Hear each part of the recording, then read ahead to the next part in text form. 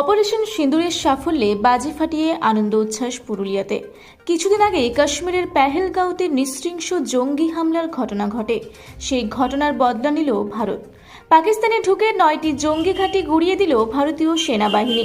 এই অপারেশনের নাম অপারেশন সিঁদুর। এই অপারেশন সিঁদুরের সাফল্যে ফটকা ফাটিয়ে পুরুলিয়ার সুভাষ উদ্যানের সামনে প্রাতঃভ্রমণকারীরা সেলিব্রেশন করলেন।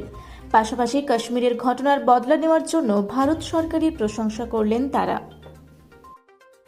বলছি, আজকে আপনারা কিসের জন্য ফটকা ফোটালেন? আজকে যে আনন্দ আপনাকে কি বোঝাবো, আপনাকে রাত ভোর জেগেছিলাম এই দিনটা দেখার জন্য। আজকে যে সিঁদুর, মায়েদের সিঁদুর, সেই সিঁদুরের অ্যাকশন সিঁদুর দিয়ে হয়েছে অপারেশন সিঁদুর। তার জন্য আপনারা কিভাবে সেলিব্রেট করছেন? সেলিব্রেট তো একটু শুরু হয়েছে, আরো দেখতে পাবেন, গোটা দিন চলবে।